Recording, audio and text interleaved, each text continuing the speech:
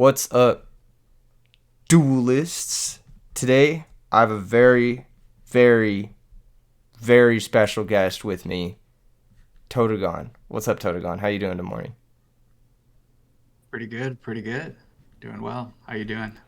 We're both waking up. We got to get the top 8 deck list to the people, We got to Yeah, definitely. There's Definitely. there's some fire. There's some fire. You want to tell me a little bit about this event that you guys threw? Yeah, yeah. So yesterday, November 3rd, just in case people don't end up watching this video today. November 3rd. See, if there's any more validation to the fact that Keegan and I just woke up, there you go. That was it right there. September 3rd. September 3rd. our our one of our own local players, Miguel Olmedo, decided to throw down a very big Edison tournament for a belt, an Edison belt and a PS5. And I gotta say that belt, I showed it on stream a couple times. It's one of the most incredible things ever. Hold up. Wait, I have a picture of it. I have a picture of it. Oh, you have a picture of it? Maybe I'll put it in the Yeah, Maybe I'll put it in the thumbnail. I'll put it in the thumbnail. yeah. It's a very cool thing. It's so sick. It's so Yeah, fucking cool. and not to spoil the winner or anything, but they did offer a buyback on the belt, and the winner wanted to keep the belt. He did not want to get rid of the belt, so it's definitely an incredible prize. It's really really cool, and honestly, huge shout outs to Miguel for hosting this whole event, organizing this whole event. He was very inspired by the things that Keegan did, the things that Lee Park did, and that I did in order to boost up the Edison community and help build a competitive scene here in SoCal. And he wanted to do something like that. So he threw his own tournament series, and it came out. We got about 52 players yesterday. It's very very nice. The guy's super wholesome. I love Miguel. He brings donuts to the Tuesday and Thursday card addiction event locals. It's he's so pog. I love him. Dude, shout out Miguel. Thank you so much for putting on such a banger event and giving me a piece of content this early on Monday morning.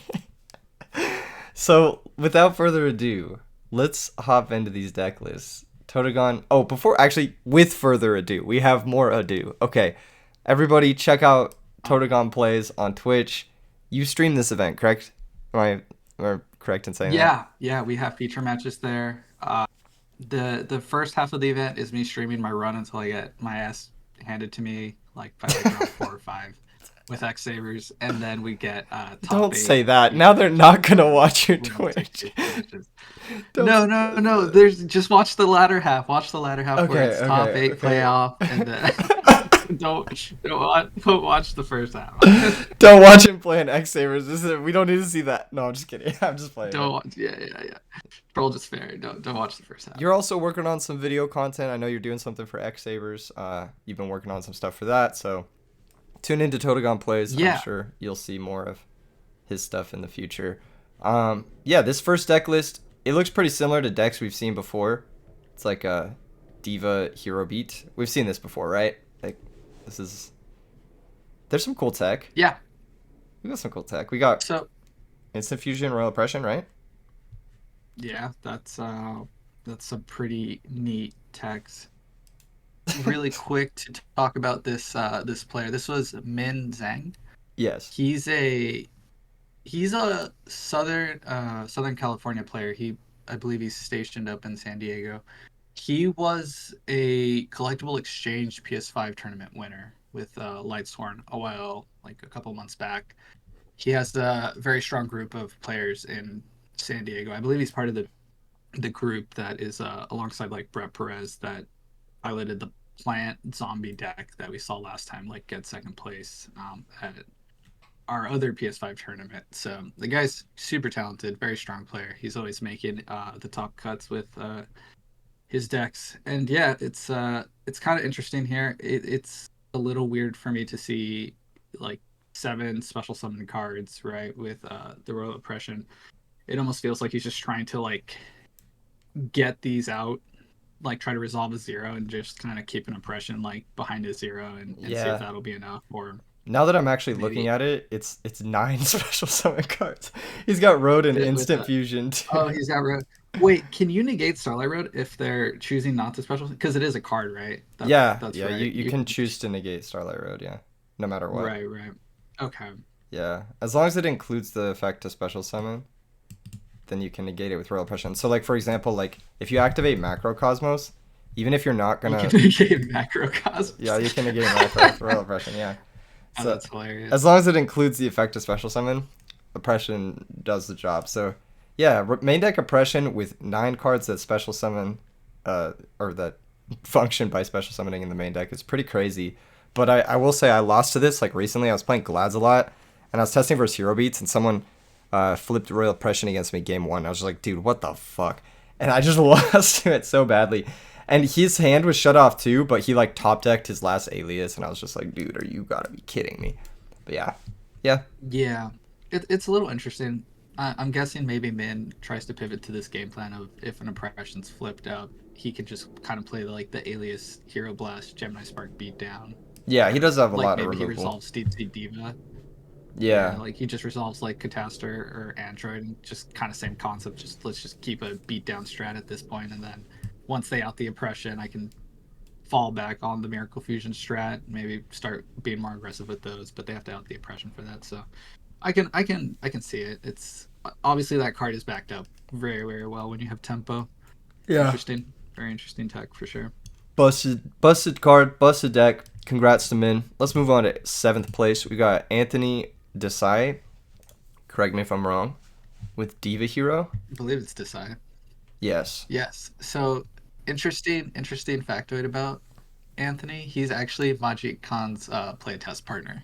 Oh, nice. So he yeah, so he's another very very strong player that is in the LA area. But yeah, so him and Majid Khan play, and so it's no surprise to see a pretty solid list honestly, and then seeing success from both him and Majid Khan from the RBE team. Yeah, I don't think there's really anything to say about this list. Like 41 cards, I think it's bad, but that's just me. Maybe he thinks he bricks less on Mally and Gilman or something like that. Um, I Yeah, I just think potentially move like the tornado to the side, keep it at 40. yeah, something like that. I think the Rhoda is so good in this deck that you really want to start it or Stratos as often as possible. And if you don't have that start, you want to have the Future Vision start. So you need to play 40, I think, in decks like this just to start it. But Yeah, I think keeping it max consistency, and trying to keep your yeah, bombshells. Really, really crazy tech by A True Hero to innovate on that, like Spear Reaper. Like ever since I saw him put that in the Nats list, I feel like everyone is now putting that shit into their Diva Hero list, and it is pretty good. it's Really, really good card in this deck. such an annoying card because this deck it has so many ways to come back if you can just buy yourself a few turns. Like you can come back Yeah, with one exactly. And miracle. then even Yeah. even getting like the offensive on this thing, like you get to stick something and like you just flip them up and like rip a card out of their hand is so strong. Yeah, it's really good. This is definitely a slept on tech card in some decks, especially decks that can blow stuff up. And this deck can definitely blow Yeah, stuff up. definitely. Yeah, with absolute Yeah. zero. Yeah. So good stuff. I do like the Spirit Reaper tech. I do like the list. I mean, every card in this list looks good. So it'd be kind of hard to find Yeah, a main it's deck cut. it's it's like what is in here that isn't in a Diva Hero list, you know. It's very, Yeah. very standard. Yeah, it looks strong. Sideboard looks strong. Triple pulling the rug. Make that price tag go a little bit higher so I Yeah. can unload my ultimates Kappa. Nah. The compulses are cool too. I think compulses are very, very, very strong cards right now. I've been testing those as well in Edison, and goddamn, that card is shining every time I play it. It's so good. Yeah, I played a couple at Nats and I was so impressed. I like legit wanted to play three. Yeah, Yeah, it's just so yeah, I'm on the fantastic. same boat. It's a really good card. Anyway, congrats, Anthony. 6th place. Joaquin on Lightsworn. This list is intense, I will say. Yes. So, I think we've talked about Joaquin here on couple different deck lists, right? He is consistently topping our PS5 events, our major events that we have here. We always see Joaquin in here. I think there's only been like one that he hasn't.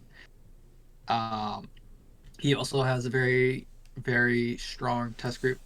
They call themselves the Four Horsemen. It's like Isaias Barrera, who just got top 16 at Moreno Valley with Value Turbo. Oh yeah, Stephen Nguyen, who oh yeah, he's a strong player. That's all. I was just gonna yeah, addendum. Yeah. yeah, yeah. Yeah. SAS is crazy. And then Stephen Nguyen, who topped the last PS5 tournament here at Addiction, and Andrew Pham. They all have the original 94 tan Spellground, so they're definitely like a SoCal group to be reckoned with. You don't want to queue into them. Yeah, they're all really good. I think I've played against one or two of them before. And Andrew Yeah. Pham, spoiler alert, is also in this top 8. So, yeah, pretty strong players. This list is actually kind of fire. You got double Arcus. I love this card. I don't know. That's it. That's all I wanted to say. Dude, Arceus is cracked to the point where I was like putting 1 to 2 in the side just because I'm like, this card is like, I want more copies against certain matchups like Frog Monarchs with Light Swords. But his list is super nice. Y- We have his top 16 feature match, I believe, No, on my stream. The unfortunate match was that games 2 and 3 he opened double wolf in hand, and he surprisingly won the game 2 with the double wolf in hand, and then game 3 it was just his opponent was just the fairy deck was too strong. you're saying top 16? Unfortunately. It must be top 8 because this is the top 8 lists, right? Or right. Sorry, yeah. Yeah. Apologies. Top 8 and the top 8 playoff. Minor spoilers The there. Don't talk about. Don't say anything about the fairies yet. God damn it. No, I'm just oh kidding. yeah, nope. It's You didn't hear anything. light deck. Yes. Yep. What is it? Unrevealed? No, there's a word for this. What what the fuck is it? Spoilers. Yeah, Warning. spoiler warning. I don't Yeah. know. Double Arcus, But yeah, Gigachad. I like it. but yeah, the threatening roars are very interesting too. I've seen this. I think you covered a list prior to this that was on the threatening roars that found success. So I used to be of the opinion that this card was bad in Light Swords, but I'm definitely like I need to try it out because it seems like there's something here about threatening roar and sticking your Light Sword for like a celestial line or some power play with your millers. Yeah, it is good. I think you don't really want to draw multiple, so that's awkward. And it's also good in certain metagames, right? Like when people are just like Dragon Turbo or Diva Hero, like try to OTK you, and you just need that extra turn. Um, Yeah, it can be really good. right. Yeah, it's been like I haven't played against it in Lightsworn so much frequently or recently, but I've played against it in that stupid frog burn deck, and it's one of the most annoying cards to play against because like they'll just stop your battle phase, and like if you overcommit into it and they have a nuke like JD for example, or they have like a way to find Black Rose or Celestia or something like that, you just lose all your Yep. resources, you lose all your commitment. It's kind of like a Right. two part initiative breaker. Uh, it sets up a multi-turn play basically. But yeah, I think the list looks good. I think Two Arcus is really good in the meta. I've actually been playing Yeah. him in other decks, not just in Lightsworn. I've been playing him in Quick Draw, and he's like insane. I don't know. Yeah. It's just Something about that effect in Edison format, like a non-targeting monster, is it sounds really good. it is like you summon it against frogs, they can't really play. You summon it against Blackwings, and if you have Honest, like nothing can really get through Effective. Arcus Honest. Yeah, it's like Yeah, really hard to beat. So, and I've also been playing it in Christius Horn. I just really like this card. I'm a big fan. I think he might be yeah, my definitely. most searched Lightsworn off of Charge in the last like month, which is crazy. Even more than Lumina. That's Yeah, crazy. straight up. Yeah, like I search for Arcus almost all the That's time. crazy. Sometimes I'll search for Raikou, set Arcus. They'll attack into it with like a Goblin Zombie or something, and then I have the face up Arcus, and he's in defense, which is ideal. Um, there's a bunch of different stuff you can do with the card. There was one other thing I was gonna say about him. Oh yeah, he's actually like really good versus Hero Beat too. If you have Honest, Oh yeah, they can't definitely. Spark, they can't Hero Blast, they really can't get through him. You can set him into Stratos. Obviously, Alias can run it over, but you know that would force an Yeah, overcommitment. You could maybe set like Mirror Force behind him, and then summon Yeah, yeah. Arcus, and then just be Like like, he'll shine with follow up with more defensive tools too. yeah, Um, great it's card. this list is very interesting. The one thing I'm noticing down too is actually two Celestials with like no hamster, which is kind of neat. I guess just because you have the Throttling Roars, it's like more likely to have this thing stick. I tend to cut Celestial one in my builds just because I never get my Light Thorns to stay. Yeah, see, even my Christia Sworn deck, I only play one Celestia, but with triple Threatening Roar, it seems like it's probably easier to get one of these little guys to stick around for a turn, so I can see it. Yeah, Yeah. it's super Sideboard's rad. got some cool ones. Prohibition. That had a lot of success at RBET. Yeah, and I think in other and uh, potentially future PS5 tournament list, there might be more prohibitions. Surprise, surprise. That card is. I need to start playing it because it seems like it's cooking. It seems like it's very very good. Yeah, same. I think it's one of those cards that I've been sleeping on a little bit. I got to practice more with it. All right, congrats to Joaquin. Fifth place, we got Chris D. I couldn't read his last name. Um, do you know his last name? Chris DJ.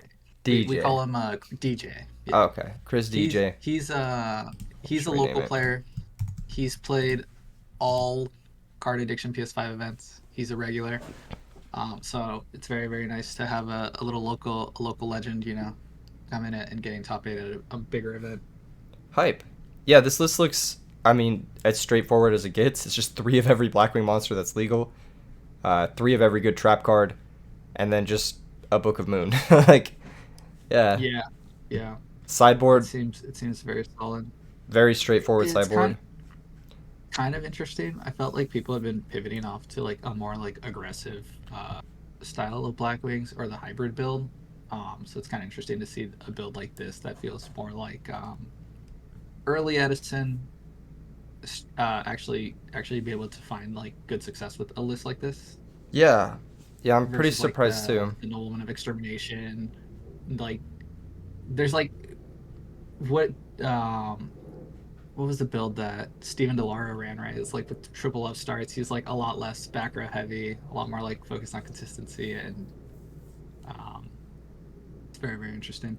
Yeah, yeah. There's a kind of a dichotomy of lists. Like, how aggressive do you want to be? How like focused on the power plays do you want to be versus like how defensive do you want to be? And this list looks insanely defensive. 15 trap cards is a million. Like, it's actually a million trap cards. Um, yeah, it looks very defensive. It looks like he's just looking to play that like normal summon one anchor monster and then try to defend it role.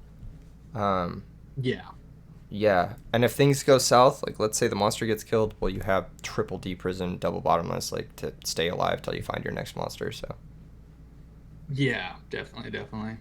yeah, So I tried don't. and true. The Blackwing deck is very solid strat. Shout out to Chris. Top four. Ooh, any predictions? Any predictions? If you're commenting on the video, let us know what you think made top four based off the thumbnail. All right. Fourth place, we got Spencer, and correct me if I'm wrong, is his last name Penuela? I believe it's Benuela. Okay, cool, cool. So he's the same as DJ. He's a local player. He's played in all the Addiction PS5 tournaments, and he's a proud supporter of Card Addiction. So it's another night. It's another night. It's nice to see another regular, consistent Edison player from our locals Hell find yeah. success here at the Old Mito series. He's honestly got a really sweet deck list here, but he does have one card that I can't look at without needing to bleach my eyes later. Just creature swap. I wonder if he did this The knowing I would cover creature this. saw.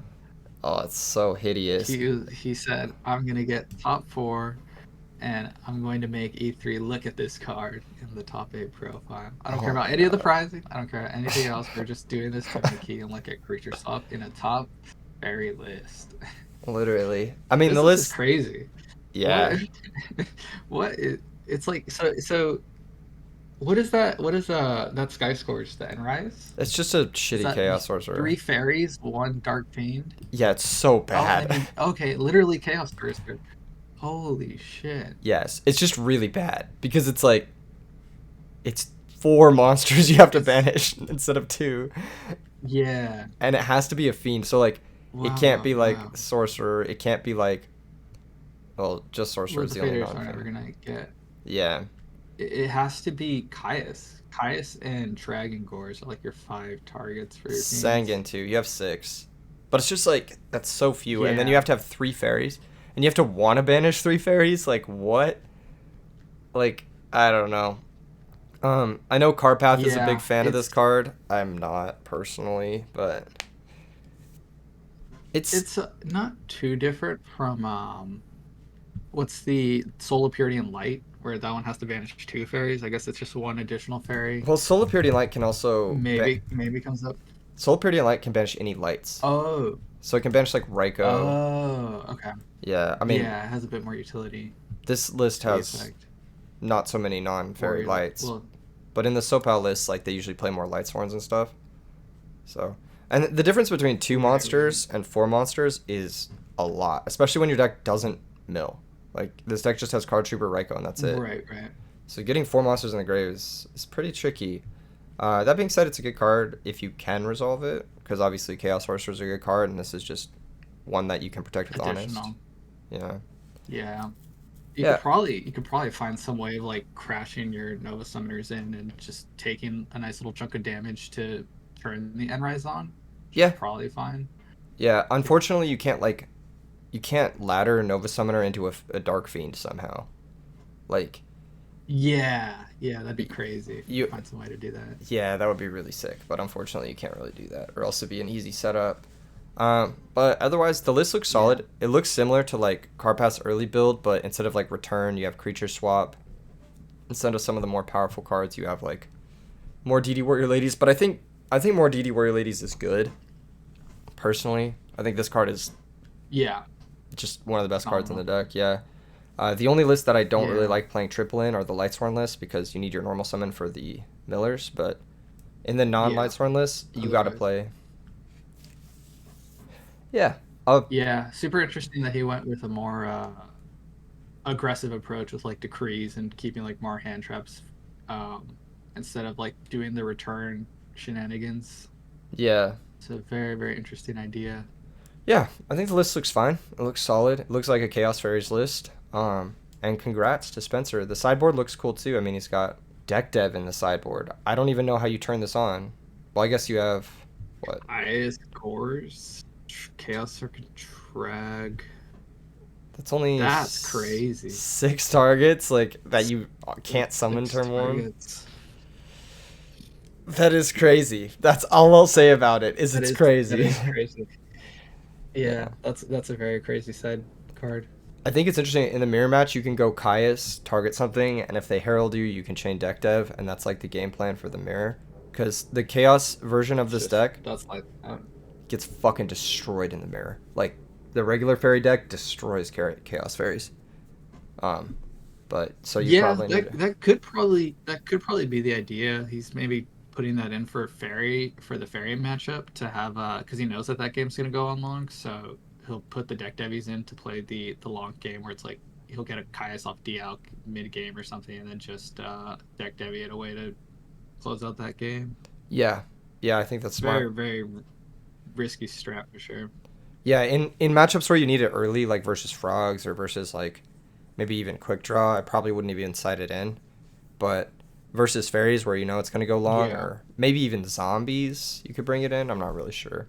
Anyway, congrats to Spencer. yeah. You, Moving on. Moving on. Totogon, we gotta get through these. We got Andrew Pham. This is part of yes. the Four Horsemen. Correct me if I'm wrong. Yes. He's one of the four horsemen.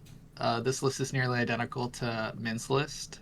And then he's also part of the San Diego group that drives 2 hours to attend the card addiction tournament. So it's very, very nice to have these strong committed players. And then just huge shout outs honestly to the San Diego team for making 3 out of the top 8 spots with Min, Joaquin, and Andrew. Really shows how strong the San Diego group has gone since you started Edison. Yeah, yeah, they're killing it lately. This list is actually, I know you said it's almost identical, but it's like pretty different, like in weird ways. They both have one and one tech um, stun monsters, But Andrew's on Kaiku and Dinah, Yeah. and I believe Min was on Thunder King and DD Warrior Lady. And then Min was also only on one Yeah. Gilman, which I think is pretty interesting. And then Min was also on that Royal Oppression, which you can see is nowhere to be seen in. Yeah. It seems like Min saw the dust shoot and said I'd rather have oppression, and then Andrew Pham figured no, I'd rather have the dust shoot. So it is definitely very, and actually, yeah, it's not even in the side. No oppression in the side. That's crazy. Yeah, I'm more a fan of this type of list because, like I said earlier, like you have too many cards that special summon in this deck. Um, Yeah, definitely. yeah, and Fossil Dyna I think kind of fills that role nicely because um, he's a little bit more fragile, which is actually a good thing, and he's also reactive. Like he can become a nuke in case you fall too far behind versus opposing absolute zeros. So I like that. He also does a better job against Treeborn Frog, which I think is Yeah. a pretty common threat. Speaking of which, Kaiku also does a good job versus Treeborn Frog. I think Does main. this deck What's up? have a shit matchup against frogs I th- naturally? I think so. Um, Yeah, so probably just having these main deck techs probably is going to give you a good boost in yeah, percentage points against the frogs. I think like yes, Absolute Zero is good versus Frogs. There's no denying that. But the Yeah. rest of the deck isn't. Like the rest of the deck, Yeah. like the struggles to beat a resolved Monarch or like two Monarchs back to back can usually just beat this deck. So Right, right. um, So that being the case, I do think this deck. I don't think it's like a terrible matchup against Frog, but I think it's pretty bad. And then on top of that, if you don't start with like specifically Diva, then you're never getting over a dupe Frog. So Yep, yeah. there's that too. Yeah. But good shit. Congrats to Andrew Pham. Congrats to his team for performing really well. A lot of interesting stuff in the sideboard, a lot of one-ups, but worked out well for him. Second place, we're getting into the real heat here. This Ruben, list is so cool. dude, this list is so based. This is Oh my so sick. god, dude. Dude, it's so fire. So this is Ruben Perez, aka Paco West West. He's a longtime LA player. He's been playing since Edison format. So it's awesome to see someone playing since Edison get this far into an event with something like this. And then shout outs to his other teams who two of the four of them bubbled. Ooh. So they got like three. So three people were in like contention to getting top eight.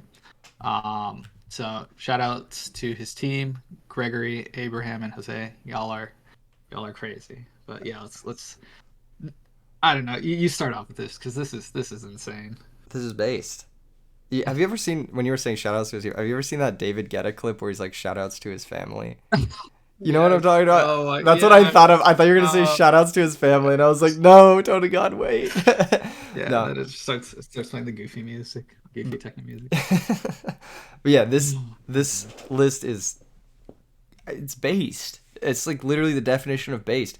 I've been playing Jinzo. So fun fact, I've been playing a Jinzo list similar to this, not exactly this. I've been playing some more cheeky tech cards, but um, and I'm currently undefeated with it in recordings. Like I haven't lost a match with it in recordings, and I've posted like maybe 20 matches with it on the channel, and I've done some like members only content with the Jinzo deck, and I've like remained undefeated. I think this deck is insane. Like I legit think the Future Fusion, Overload Fusion style machine decks is like probably one of the best decks in the format because it's the only deck that has a one card OTK, which is Future Fusion Yeah. or Which Overload Fusion in some the cases. other insane thing I've seen with this is I've seen other builds with this where instead of like the black salvos and the Dekoichis, they'll opt to run like more returners, more Jinzo. They run a dark arm just so that you because this play also sets you up for like a turn one dark armed, which is absolutely insane. Yes. Um, Yes, it I is. I've never actually I've never I've played Jinzo Returner. I played Black Salvo. I've never thought to actually like combine the two in some like you where you play a couple of both cards. So it's definitely this is really rad idea because thinking about it in hindsight, it's like oh you get to like resolve a Black Salvo level 7 like you Future Fusion will now enable you to set up a Black Rose right if you need to like nuke the board with the salvo summon. Yeah. And then you can like establish further with like a Machina Fortress after you've like nuked the board. It's really really cool idea. Yeah, this deck is it looks really well constructed. I have played something similar with Dekoichi and Salvo in the Jinzo decks. I've ultimately strayed from that. I've actually cut the Dekoichi Salvo stuff from my Jinzo deck recently, but it does have merit. I mean, even if you naturally find the Dekoichi and then you're able to Black Rose and then activate Future Fusion, like that's usually good enough to win. Yeah, Or yeah, Black Rose into Overload Fusion is usually a good enough to win. Just having a nuke, an extra nuke, is like an additional copy of Heavy Storm to help you go for your big OTK turn with Limiter or whatever it is you're trying to OTK with. I think this list looks really nice because Triple Force also means that when you do resolve that Future Fusion, you'll have 3 like straight up Monster Reborns for Fortress. So like one thing this deck with only 2 Jinzos, you only deal 4,800 off of Future Fusion without extension. yeah. But if you have Future Fusion Gear Frame, as long as you have a Force in deck, you can go Future Fusion, send double Jinzo, summon the Gear Frame, so that puts you up to 6,400, 6,600, my bad. Add the Machina Force, pitch the Force, bring out the Machina Fortress, and it's 9,100, so that's an OTK. So just Gear Frame, Future Fusion's an OTK through 1 upstart. Through up straight, yeah. Yeah.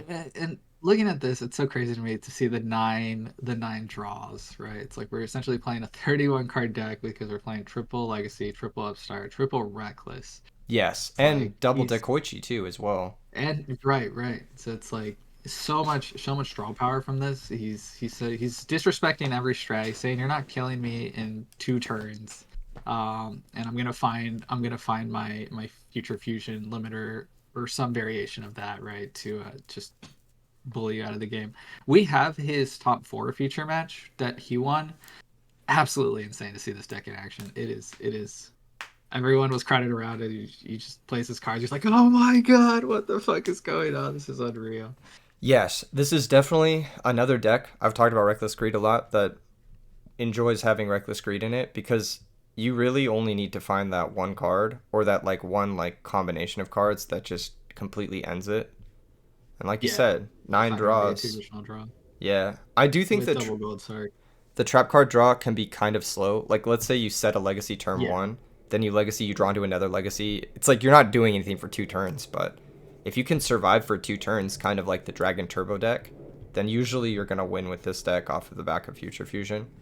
Um, yeah, this deck is crazy, and also this deck it forces people to respect certain random things, and then they can randomly lose to like a tribute summon Jinzo, like which yeah. so. No, this deck is really good. Sideboard also really interesting. We got double Cursed Seal. This is a new tech that people are talking about to negate Miracle Fusion. Um, Oh my god. I didn't even see this card on the side. Until you just pointed it out. That's insane. yeah, it's a cool card. Lightning Vortex also a cool card. Forbidden Chalice is interesting. I think it's probably for like specifically Dupe Frog or Vanity's Fiend or something like that. But I've Yeah. Christia, never, maybe. yeah, Christian maybe. I've never really been a huge fan of this card. Because usually like when you pump up something, like let's say I use it on a Caius, well, I'll just give them a 2,800 beater. Like it's Yeah. and I've already lost I like I've lost the card. You know, like even though I didn't lose whatever they were targeting with Caius, I've lost my Chalice, which is functionally the same. You know, so uh, There was no spoilers, but there was a 2800 monster that did not allow him to special summon monsters in the top 4 game. And maybe if that chalice was in his hand at that point, things that game would have been a very very different yeah, game. true. I think usually speaking or generally speaking though, Chalice is better off as Book of Moon in the format if it's primarily there to answer something like Kai or not Kai, sorry, like Vanities and Christia. I think Book of Moon just does the job Right. better. True. Yeah. Yeah. But Chalice can also like randomly stop a Raikou or randomly stop like how does it work Wait, versus really? yeah, because it affects attack and defense, you can use it in the damage step. So it'd be like channeling one Raikou flip, channeling two. You can chalice and damage them with. Oh my god, I did not know that. Yeah, it's not good because, well, it is Yeah, good. you're still trading a 1-for-1, but Yeah, it stops the they mill. just stop a mill. One thing you do need to know, Yeah, if you do use yeah. it versus Raiko, you have to do it in the substep before they declare their target. I believe this happens before Raiko. I see. So you have to do it okay. That's how it works. Yeah, like if they've That's cool. if you let them declare target with Raiko, then you've missed your opportunity to chalice because I believe that's damage calc. Correct me if I'm wrong. I don't fucking know. But yeah, it is an interesting card. I don't think it's like necessarily bad. I wonder if there's like a secret way you can turn it into an OTK somehow. I don't fucking know. Yeah, like maybe it pushes 400 damage or something. That's just enough Yeah, with your combo pieces. yeah, but good stuff. Really cool deck list. Just a lot of stuff to take in here with this. One thing I would have liked to see in his extra deck, but I'm sure he just doesn't have a lot of space for it, is if he had room for a cyber. What's the card called? Cyber Twin Dragon. He can make it off of Super Poly. Oh, that's cool. Yeah, or he That's actually super cool. you can also Future Fusion for it if for some reason you don't want to go for the Jinzo stuff or you've drawn all your Jinzo stuff. Let's say you draw Yeah, like you. double Return or double Jinzo, you can go for Cyber Twin instead of Chimera Tech over Dragon. It's a little bit better. Yeah. But overall, hella sick deck list. I love Jinzo. It's my favorite card. I love to see it win. I think we're going to see more of this deck moving forward, especially after this video. And then first place, you want to do the honors? You want to introduce first place? Oh man, if you haven't already, you didn't see his name in the top 8. So up to this point, so obviously there's only one place he could have been right, and it's first place. Congratulations, Tommy Dang. You have always made top 8, and this is your first time getting first place, dude. It is honestly very well deserved. The See way how the way you said it is with such disdain. You're like, Tommy Dang, I guess he won. Like No, no, no, not at all, not at all. I love the guy, dude. The guy. When you see him play, we have him in my feature matches on stream. He's very like slam cards down. I'm very aggressive. I'm doing my plays. Like I know what I'm doing. He comes with very big, very strong Gigachad energy. true, He's true. he's a very Giga Chad player, and it's just he's always gotten top 8, and he's never gotten first. He's always gotten knocked out either. I think it's been like a weird ladder. I feel because I think he got knocked out in top 8, and then he got knocked out in top 4, and this is finally the point where he is actually took the whole thing. And it's incredibly well deserved to see someone who's had repeated success, right? Topping these tournaments to finally come out and actually become the king among the top 8, right? Yeah. Yeah. You know what? Yeah. Yeah, it is cool to see his storyline. I mean, he's topped literally everything he's entered, so it's kind of tight to see him Yeah. actually take one home. Mostly just because I enjoy the deck. His list is always like cool. It's got the crazy text. He's always on some like crazy like I don't main deck return because I'm a Chad. Like I don't main deck solemn because I don't need to negate anything. And then he's got like random soul release, random knock. But I mean the deck is just so good. Like Christie is such a busted card. And having the tech, it makes it harder to prepare for this deck. Honestly, like, because like you have to think about like random bullshit just blowing you out, like DD Designator, which I heard was pretty good on stream. Correct me if I'm wrong. Oh my God. It was uh finals game 3. Tommy's going first. He opens, does shoot, Mind Crush DD Designator. You've got to be Absolutely kidding. just he tore. He was never losing this tournament. He was insane. We That's like so we're all watching around. broken. We're like this game is just over. This game is like 1,000 times over. He's very smart with his DD designator calls. There was a point where his opponent like didn't have anything on field, and then his opponent I think was trying to act like, oh man, like I just bricked or something, and then Tommy Dang's like, nope, we're DD designating, we're calling gores. He has the gores in his hand, he's banishing the gores. And he hit it, It's right? incredible. He did it. He had it. He had gores in hand. Oh. It's Dude, so very crazy card. that's so based. What? Watching him play it on stream, I'm like, wow, this card's like it's putting in work. I'm very very surprised, and it also it's very skill testing, and Tommy is very very good with his DD designator calls. I think it's like in the same vein of Prohibition, where if you know how your opponent's playing, you can react to them appropriately. This card becomes a bomb. This card's just absolutely disgusting. It's literally like confiscation that banishes and doesn't cost 1,000 if you call it right. So I mean, if you're good at that Yeah, shit, if you have the third eye, the fucking Millennium Eye, then this card's insane. I'm always yeah. hesitant to play cards like this because of the what happens if you The miss. risk. Yes, Yeah, yes. the downside is I'm very on high. I'm on the same boat with cards like this and Prohibition. I feel like I am not like not skilled enough to be able to make a call, and then it's gonna be very infuriating if like I call it wrong. You know, I'm gonna be like, oh my god, like I threw this whole game now because I had to make this call and it was wrong. You know. One of my biggest fears with DD Designator that I don't have so much with Mind Crush is that I'll call it, they don't have it, and then they top deck it. And I'm just like, bruh. God. That would be like obviously the most annoying thing with DD Designator. That Mind Crush, you can at least hit them in their Yeah. draw step, but Mind Crush is limited to one. So if you want more of that effect, DD Designator definitely does it. He said a few things. He said Yeah. Consecrated was very good. He said Cyber Valley, you can't play this deck without Cyber Valley. He said, Nah, I wholeheartedly agree. yeah, I'm the innovator of that tech. I just need to take credit for that. I was like, you could play Mind Control in this deck if you add a Cyber Valley, and it's so good because you can grab it off of Angel or Nova into Angels, yeah. Angel. Yeah, so it's It's like, insane. yeah, it's just like a on-demand draw to that sets up for your return if you sided it in, or sets up for your Dealx or whatever. It's just so fucking crazy good. This deck is Yeah, based. His list very looks very really good. strong card. Um, Honestly, I think Tommy is doing a very good job at like sucker punching your opponent, right?